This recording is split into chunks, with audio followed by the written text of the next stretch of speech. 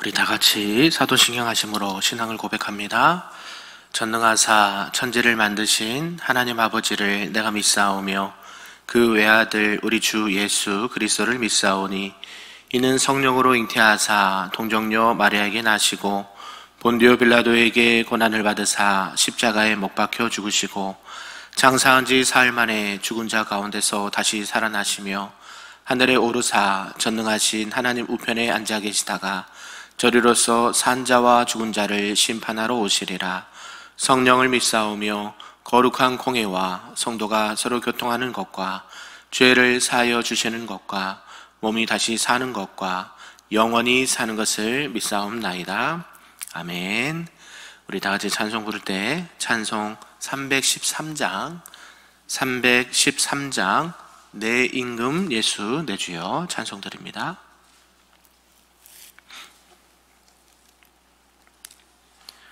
찬양합니다.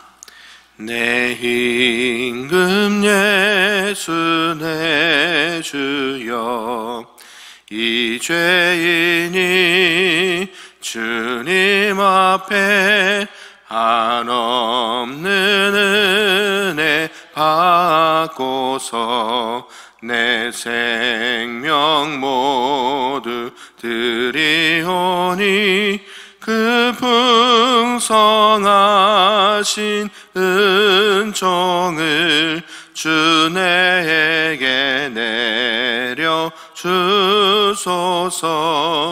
내 임금 예수 내 주여 내 허물은 덮으시고 주 십자가에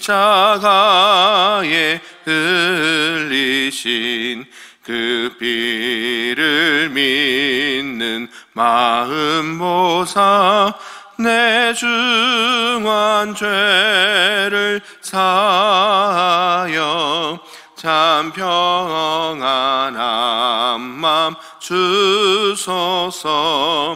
내 임금 예수 내 주여 주 은혜에 감격하여 한없는 감사 찬송을 내 주님 앞에 드리오며 내 맘과 정성 다하여 늘 기뻐하며 살리라.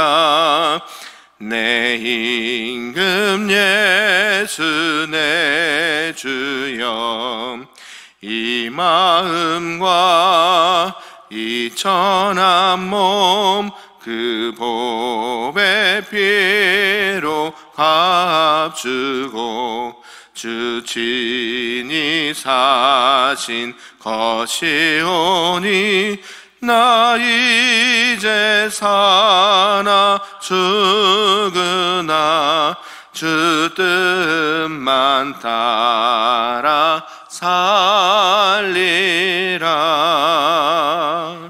아멘.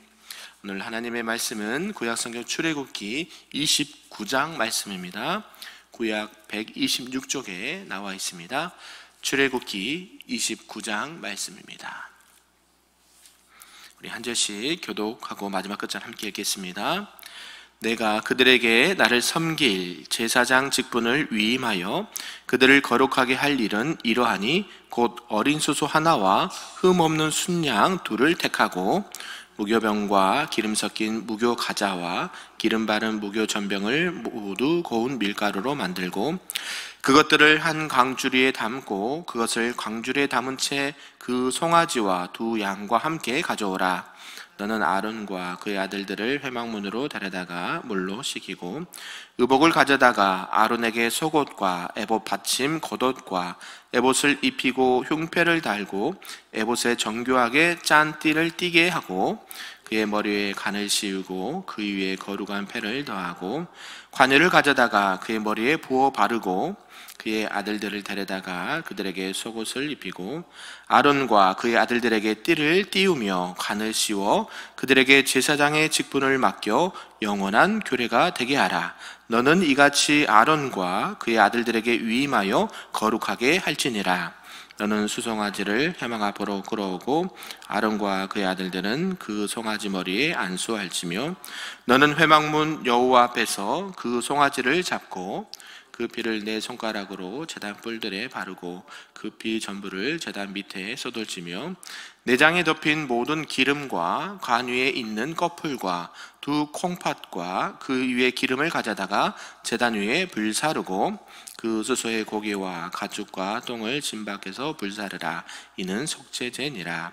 너는 또 순양 한 마리를 끌어오고 아론과 그의 아들들은 그 순양의 머리 위에 안수할지며 너는 그 순양을 잡고 그 피를 가져다가 제단 위에 주위에 뿌리고 그 순양의 각을 뜨고 그 장부와 다리는 씻어 각을 뜬 고기와 그 머리 함께 두고 그 순양 전부를 제단 위에 불사르라. 이는 여호와께 드리는 번제요 이는 향기로운 냄새니 여호와께 드리는 화제니라. 너는 다른 순양을 택하고 아론과 그 아들들은 그 순양의 머리 위에 안수할지며 너는 그 순양을 잡고 그것의 피를 가져다가 아론의 오른쪽 깃뿌리와 그의 아들들이 오른쪽 깃뿌리에 바르고 그 오른손 엄지와 오른발 엄지에 바르고 그 피를 제단 주위에 뿌리고 제단 위에 피와 관유를 가져다가 아론과 그의 옷과 그의 아들들과 그의 아들들의 옷에 뿌리라. 그와 그의 옷과 그의 아들들과 그의 아들들의 옷이 거룩하리라. 또 너는 그 순양의 기름과 기름진 꼬리와 그것의 내장에 덮인 기름과 간유의 꺼풀과 두 콩팥과 그것들 위에 기름과 오른쪽 넋줄 다리를 가지라. 이는 이 음식의 순양이라. 또 여호와 앞에 있는 무교병 광주리에서 떡 1개와 기름 바른 과자 1개와 전병 1개를 가져다가 그 전부를 아론의 손과 그의 아들들의 손에 주고 그것을 흔들어 여호와 앞에 요제를 삼을지며 너는 그것을 그들의 손에서 가져다가 제단 위에서 번제물을 더하여 불사르라. 이는 여호와 앞에 향기로운 냄새니 곧 여호와께 드리는 화제니라. 너는 아론의 위임시 순양의 가슴을 가져다가 요 앞에 흔들어 요제를 삼으라. 이것이 내 분깃이니라. 너는 그 흔든 요제물 곧 아론과 그의 아들들의 위임식 순양의 가슴과 널조다리를 거룩하게 하라. 너는 이스라엘 자손이 아론과 그의 자손들에게 돌릴 영원한 분깃이요 거제물이니 곧 이스라엘 자손이 화목제의 제물 중에서 취한 거제물로서 여호와께 드리는 거제물이니라. 아론의 성인은 후에 아론의 아들들에게 돌릴지니 그들이 그것을 입고 기름 부음으로 위임을 받을 것이며 그를 이어 제사장이 되는 아들들이 회막에 들어가서 성소에서 섬길 때에는 이래 동안 그것을 입을지니라. 너는 위임식 순양을 가져다가 거룩한 곳에서 그 고기를 삶고 아론과 그의 아들들은 회막문에서 그 순양의 고기와 강줄에 있는 떡을 먹을지라. 그들은 속죄물 곧 그들을 위임하며 그들을 거룩하게 하는 데 쓴 것을 먹되 타인은 먹지 못할지니 그것이 거룩하기 때문이라. 위임식 고기나 떡이 아침까지 남아있으면 그것을 불에 사를지니 이는 거룩한즉 먹지 못할지니라.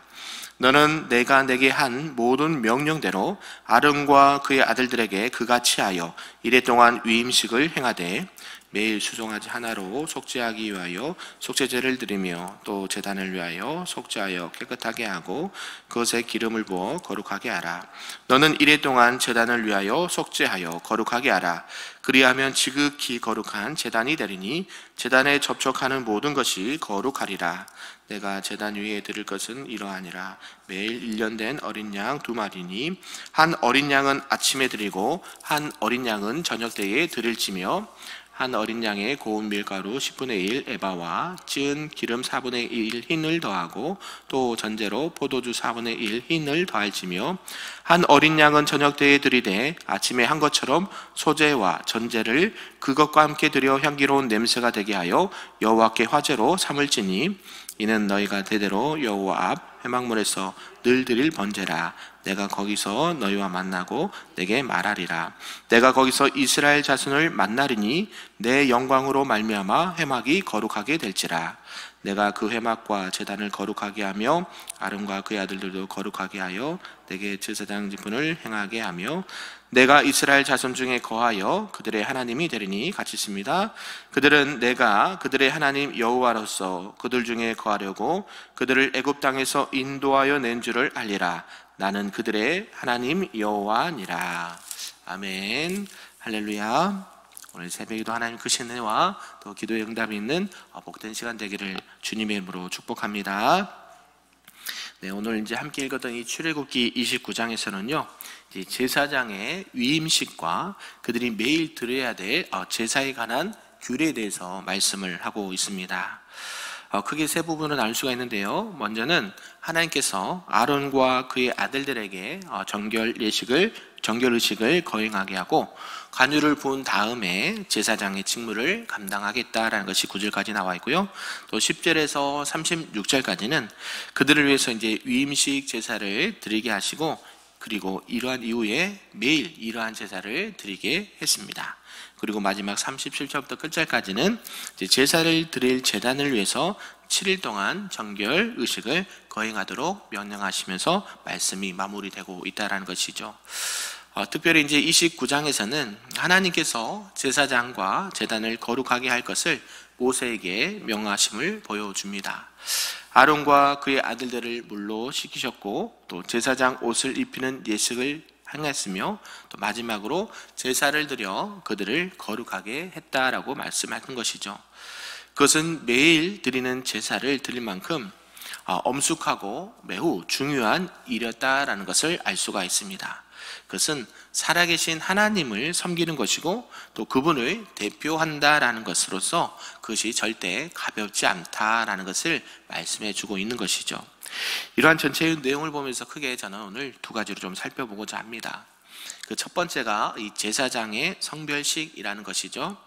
하나님께서는 모세에게 이제 젊은 수소 하나와 순양 둘, 무교병의 가자, 또 무교전병을 가져오고 성막들로 들어와서 거기서 아론과 그의 아들들을 만나라고 말씀을 하셨습니다.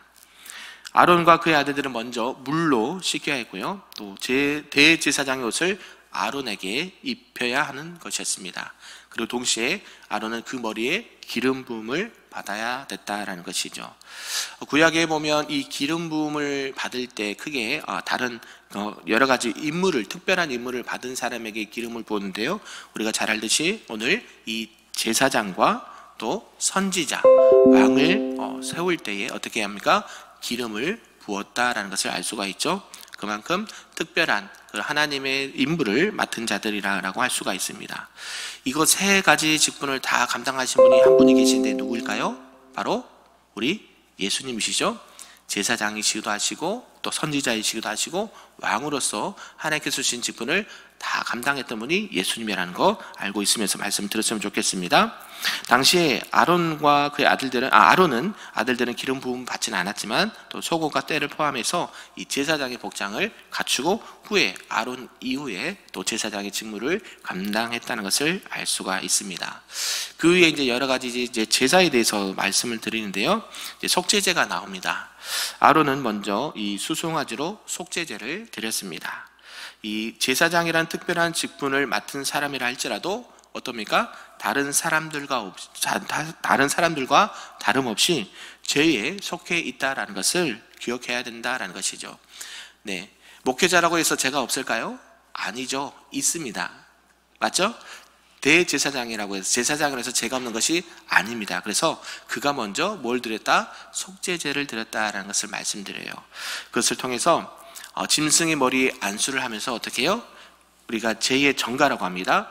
내 죄가 이 짐승에게 옮겨져서 이것이 제물로 드려져서 내 죄가 사함을 받았다. 이해되시나요? 네. 그래서 이 죄의 전가, 내가 지었던 죄가 이 동물에게, 짐승에게 가고 이것을 태우거나 여러 가지 제사를 통해서 드려지면서 그 죄가 사함을 받았다라고 말하는 거예요. 오늘날은요, 어떻게 해요? 그 죄를 누가 담당하셨다고요? 예수님께서, 우리의 하나님의 어린 양 되신 그분께서 우리의 모든 죄를 다 담당하셔서 우리의 죄가 뭘 받아요? 사함을 받았다라는 것이죠. 그래서 우리는 죄가 있어요, 없어요? 네, 우린 죄가 있어요, 없어요? 없어요. 뭐에 대해서? 원죄에 대해서요. 죄의 종류는 두 가지가 있습니다. 원죄와 자범죄. 아담과 하와로부터 내려오는 원죄가 사함을 받고요. 자범죄는요, 우리는 죄가 있습니까, 없습니까? 네, 원죄는 없습니다. 근데 자범죄는 있죠. 시기, 질투, 원망, 그죠? 이런 눈에 보이는 거 보이지 않는 모든 죄를 우리는 날마다 짓는다는 것이죠. 언제까지? 주님 나라 갈 때까지. 그래서 어때요? 우리는 날마다 끊임없이 성화의 과정을 거쳐야 되는 거. 날마다 나는 회개하노라, 죽노라, 이런 말씀이 그런 말씀입니다. 그래서 제사함을 받았는데 왜 날마다 회개합니까? 이렇게 말씀하신 분에게 이렇게 설명해 주면 되겠습니다. 그래서 대제사장뿐만 아니라 이 제사장들도 자신의 죄를 이 짐승에게 전가해서 그 죽음으로 말미암아 죄사함을 받았다는 것 알고 있습니다. 그래서 자신들의 죄인임을 깨달아야 된다. 하나님 앞에 제사장이라 해도 늘 정결하게 하나님 앞에 나가야 된다는 것을 말씀하고 있습니다. 그래서 하나님께서 자기를 대표하는 자들이 그들의 허물을 그냥 넘기지 않으신다라는 사실이죠. 그리고 그 피의 일부는 번제단 뿔에 발랐고 나머지는 담 밑에 뿌렸다라는 것이죠. 쏟았다는 것이죠. 또 두 번째로 이제 번제와 화제가 나오는데요. 순양 둘 중에 하나로 드리는 두 번째 제사, 바로 번제를 드려야 했다라는 것이죠. 번제는 뭡니까? 태워서 드린 거죠. 예배자와 제사장들이 먹는 제사와는 달리 이 번제는 제단 위에서 전부를 태워야 했습니다. 번제는 또한 제사장으로 임받는 사람이 자기 전체를 다 드려서 그 직무를 임한다는 것을 가리킨다라는 것이죠. 그래서 다른 순양으로는 세 번째 이상을 또 드렸습니다. 그 피를 아론과 그의 아들들의 오른쪽 깃뿌리, 또 오른쪽 엄지와 오른발 엄지에 발랐다라고 표현을 하고 있는데요. 이것은 그들이 하나님께 대하여 어떻게 정결하고 성별하게 되었다라는 것을 표시한다라는 것이죠. 이 깃뿌리에 바르는 피는요, 무엇을 의미합니까? 귀는 뭐예요? 뭘 들어요? 하나님의 말씀을 듣는 일에도 성별하게 이렇게 들어야 된다. 예, 기억하고 거룩하고 하나님의 말씀을 잘 들어야 된다. 엄지손가락에 바르는 피는요? 엄지손가락은 손은 무슨 일을 합니까? 제사장이 사람들이 하나님의 일을 한다는 거예요. 예, 세상 일을 하는 것도 있지만 하나님 앞에서 하나님의 일을 하는 사람들. 그래서 그 하나님의 일함에 있어서도 어떻게 거룩하게 구별되게 일해야 된다라는 것이고요. 그러면 발가락의 피는요? 발은 뭐 하는 겁니까? 일반적으로 걸어다니는 거죠. 하나님의 일을 하고 섬길 때 그 길을 어떻게 거룩하게 조심스럽게 경건하게 걸어야 된다, 구별되게 걸어야 된다는 것을 의미한다는 것이죠. 그래서 이 둘째 순양의 피는 또 단주에 그리고 관유와 함께 제사장들과 그들의 옷에 뿌려졌다라는 것을 의미합니다. 그리고 요제가 나오는데요. 이 세 번째 제사는 이제 화목제 본질에 속했지만 위임제에 맞게 조금 수정이 되었습니다. 화목제의 본질은 이 제물의 일부를 경배자가 먹음으로써 하나님과 화목하게 되고 하나님께 그것이 연락되었다는 것을 의미한다는 것이죠. 그 제사의 일부가 바로 요제였는데요. 그 제물이 하나님께 속하여 있다라는 것을 강조하는 의식적인 행위였다라는 것이죠.